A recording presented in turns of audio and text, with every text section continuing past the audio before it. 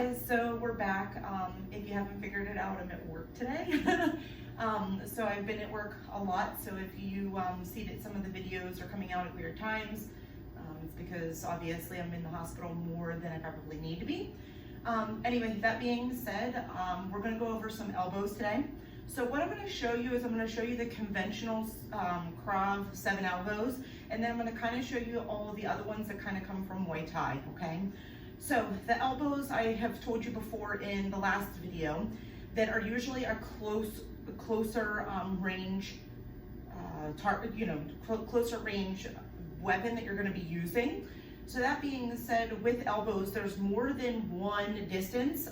So sometimes it could be with the person's right up against you, and you're just going to put weight on that leg and throw your strike. But sometimes it's going to be a little bit more of a distance where you're going to need to actually take a step. Majority of the time when I practice them, I practice with a step just because it's easier for me. But regardless, you should know that there are really two distances associated with an elbow. So I'm going to go over the Krav elbows. They are numbered. You don't ever need to know the numbers. We only just do it for practice purposes, okay? So you're going to be in your good fighting stance, which means my front leg is going to be pointing to my attacker, and my back leg, me personally, I like to have it on a 45-degree angle so my hip is open.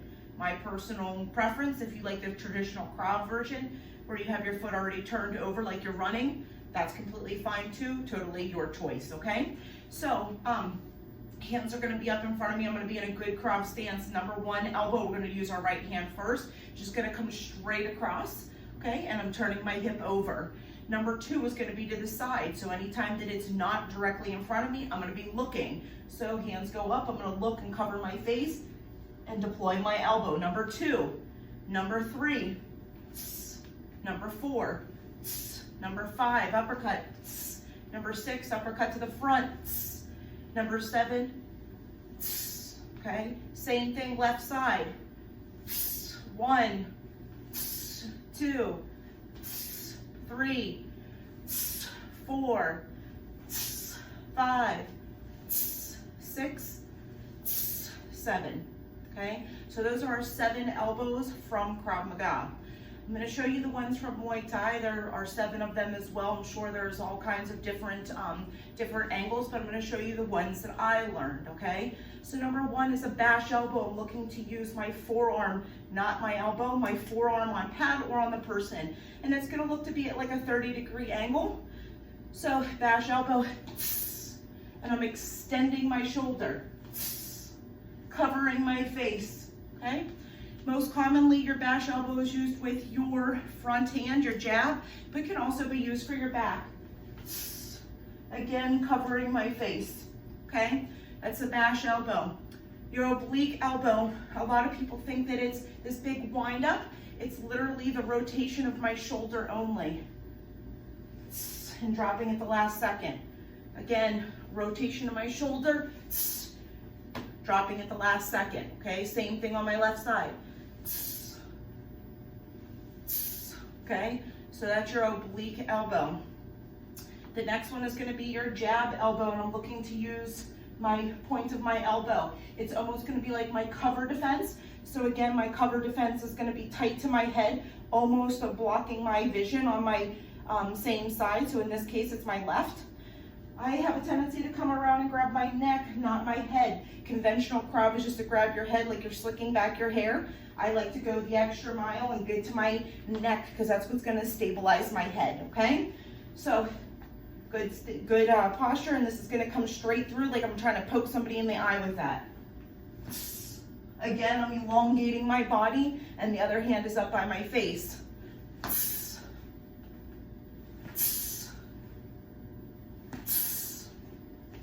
Okay? Usually I don't switch stance, but you can. It depends on what your motivation is, okay? So that's going to be your jab elbow. The next one is going to be your horizontal elbow. Again, I told you guys this one before. When you're a beginner, you can just make a fist and bring it to your chest and bring it across. When you're more advanced, you can turn your hand over and grip, okay? Again, I'm looking to hit myself in the face with my shoulder, okay? Other hand stays up. Same thing on the lead side. Okay? The snap, the ricochet that I get in my hips is what's gonna give the snap on the end of that, okay? You guys remember before, the 3 things to a knockout punch are surprise, location, and force. I added it to be a star so that your opponent can see stars, and I added snap and acceleration. I think those are 2 forces that people forget about, and I wanna make sure that you guys add those in. The next elbow that I'm gonna show you how to do is just your up elbow. Again, I'm looking to really use this part of my forearm, especially on a pad. I can use my elbow, the point of my elbow, that being the sharpest part of my body, okay? So the difference between this one and our regular elbow cover is that it comes a little bit at an angle, like I'm coming in towards. The next elbow I'm going to show you is going to be called an inside elbow. So what that is going to use is the inside part of my elbow. There is a little bone right there, and I'm again looking for a snap on the end of that. This is also going to be the same kind of defense, is a jab or a cross to the body.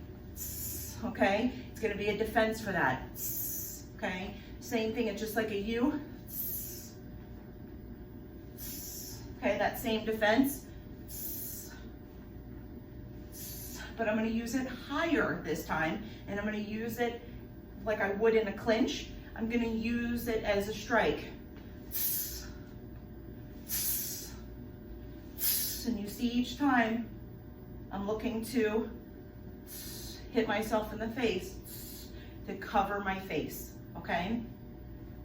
So we've went through the bash, the horizontal, the up elbow, the oblique elbow, the next one, the inside elbow. The next one that I'm going to show you guys is just going to be, they call it a tomahawk elbow. It's normally looked to be getting right here at the person's hairline, and it's looking to split them open.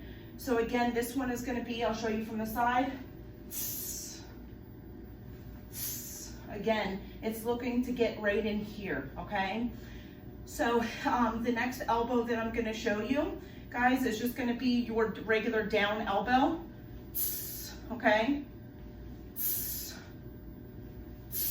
Again, you'll see this come in again, where for Muay Thai things seem to be a little bit slightly inverted, coming towards the midline of the body.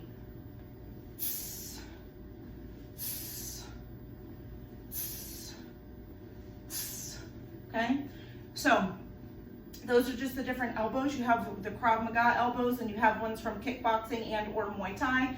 Again, these are just 7 elbows from Muay Thai, the ones that I learned. It does not mean that there isn't any other elbows in Muay Thai. Usually Muay Thai, a lot of things have a little discrepancies, and those come from what camp the people come through from Muay Thai, which is AKA which gym, but in Thailand they call it a camp. Okay, so those are your elbows. I'll have it at the end of this video for what I want you guys to do, okay? So hey guys, so I'm back. I just want to show you guys how to do some defenses. So the first one that I'm going to show you is going to be the defense against the round kick, okay? Or the roundhouse, and it's going to be usually anything from the waist and below. So things you should note. Anything that's from my waist above, I'm going to be using my hands in order to defend myself. Anything from the waist below, I'm going to be using my legs to defend, okay? The reason for that is because you don't want to have a lot of reaching down, okay? If you get yourself used to that you defend anything from the waist down with your legs and anything from the waist up with your hands, it's a lot less likely that you're going to make a mistake, okay? So that being said, the one I'm going to show you how to do is going to be your defense against a round kick coming to your legs. Normally the person is looking to hit you right about here. It's about this much above the top of your kneecap. And that's right where your muscle in the front comes down and tapers down into a tendon, okay? Or your ligament. So when you're going to hit here, they're looking to hit the same spot, and where that muscle tapers is where it's going to be the weakest. Also a place that if they hit enough times, that they're going to be able to disrupt that muscle and you're not going to be able to use it. So that being said, when I go to do my check, I'll show you what to do with a chair here in just a minute. I am looking to make hard abs, breathing out, because anytime that a strike is coming in towards me, I want to make hard abs and breathe out so I can acknowledge that hit coming in. The worst hit is the one that you don't see coming, okay? So I'm still gonna be in my good stance. When a kick comes from the person's right leg, I'm gonna be using my left leg, so I'm gonna be mirroring my person, okay? And when that comes in, I'm literally gonna pick this leg up and bring my knee to my elbow. Again, thing that you should know is different camps in Muay Thai will tell you different things. Some will tell you on the inside, some will tell you on the outside. Me personally, I just like bringing my elbow to my knee. You don't have to excuse me because I have scrubs on today and they're not really meant to work out in. But again, my elbow to my knee, so I'm still looking to cover. I'm scrunching my body down and making hard abs. Okay, so again, when I do this, I'm putting my weight on my back leg, checking with my front leg, and bringing that up. Okay, same thing in the back leg. And this is gonna be at a 45-degree angle because that's the angle in which a kick is coming in. Also, because I have shoes on, you may not have noticed this, I don't have weak toes. They're not pointed like a dancer. They're out like this, like I'm stepping up on something. The reason I want to do that is because it makes the muscle in the front of my body and the front of my shin hard. Okay, so it's not a weak muscle, it's making it hard and making my shin harder, a harder target, okay? When I'm doing this as well, it's not just I'm picking it up, I'm doing it dynamic, and you remember what dynamic means, right? It's hard and fast. The reason that I'm doing this dynamically and not just picking this up for two reasons. Number one, I want it to be a strike, and number two, I don't want it to be limp, okay? So again, it's gonna be, my foot is going to be flexed and not pointed at a 45-degree angle, okay? So if you have trouble doing this, I suggest doing it with a chair. So it will be the same thing, and I'm just poking my feet out each way from this chair.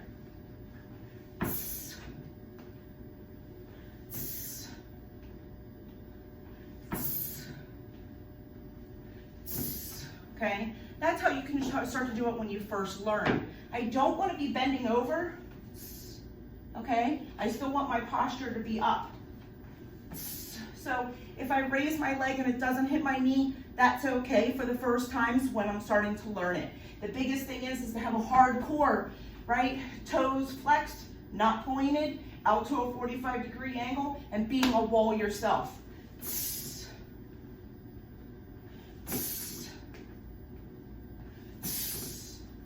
Okay, so we're gonna move on to a couple more, okay?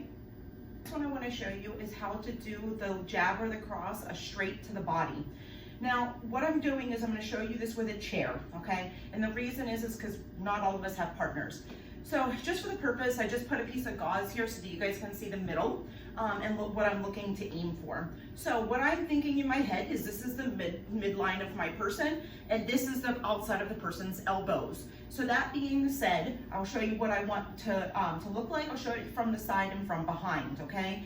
So I'm still gonna be in my good fighting stance. In the first part of this, you're gonna wanna pay attention to the top part of my body. What I'm looking to do is I'm looking to step off line, drop my weight, okay? And my arm's gonna come straight out and back up to me, okay? Again, same thing on the other side. I like to change my stance. So I'm in my good fighting stance, I step, change my stance, drop my weight, level change, throw this out and bring it back, okay? So I'll show you what it looks like from the side and also from behind. Again, this is the midline, these are that person's elbows. I've told you this before that a lot of people, yep. Sorry guys for that interruption. Again, like I said, I'm at work. So that being said, again, I'm focusing on this being my midline, these being outside of the elbows. In Muay Thai, kickboxing, they usually will call it the safe zone, and it's outside the elbows. I call it the safer zone. The reason being is because nothing in striking is actually super safe, and you always have an issue with the person throwing anything spinning, especially a spinning elbow, which are extremely effective. But again, anything that's extremely effective and has a high knockout rate, sometimes has a low efficiency rate, meaning that if you get it, fantastic, but it's usually hard to pull off, okay? So that being said, I'm gonna show you again in my good fighting stance, right? And I'm gonna take a step out to my side, drop my weight, and back up. Again, I'm gonna change my stance, step out to the side, drop my weight, and back up.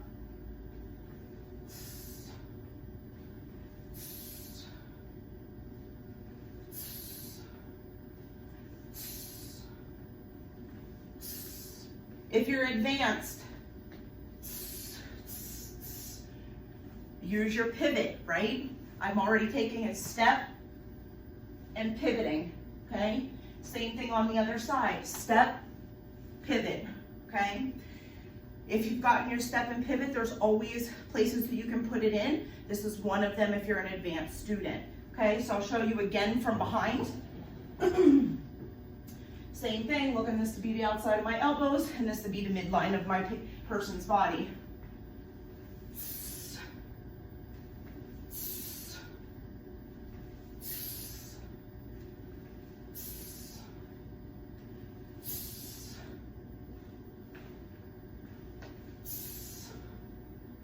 Okay, so that's going to be your body, your straight to the body, okay? Here you're looking to get anywhere from, right here they call it the xiphoid process. It's what you stay away from when you're doing CPR, right? Anywhere in here you're looking to hit, okay? The person's liver is going to be on their right side, okay? Spleen is on the other, okay? So I'll be back with you guys, but again, there'll be something at the end of the video that'll tell you what you guys need to be doing, okay? Okay guys, so I'm gonna give you guys one more, and this is gonna be a jiu-jitsu one, which you guys are you can do standing. I try to give you guys some jiu-jitsu ones here and there, so you guys can practice throughout. I'm gonna be honest with you, I'm not gonna lay on the floor here. So I'm gonna give you guys one that you can do standing. So you guys can practice your arm drags from here, okay? So what I'm looking for in an arm drag is I'm gonna use the same side where I would grab the person's hand, and I'm looking to put my other hand under their armpit and grab at the back of their arm, okay? So same side grab, swim my arm, hook their tricep, and pull, okay? So same thing on the other side, grab their wrist, through their arm, and pull. So the most common misconception with arm drags is a person thinks that they're just moving the person. But in reality, yes, if you move the person, fantastic. However, in reality, you're slingshotting yourself off the X and getting out of the way. Because again, we remember that the two things that we're trying to protect, whether we're on the ground or standing up, is our head and our back, okay? So again, I'll show you these, okay?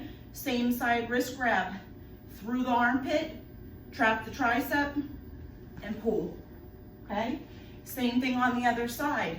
Same side wrist, swim through, hook the tricep, and pull, okay? So you'll see the biggest thing that I can tell you that it took me to learn is anytime that I'm going towards my right for most things, I should be changing my stance. The reason being is because it's way easier to walk and move than it is for me to the side and I'm showing my person my back, okay?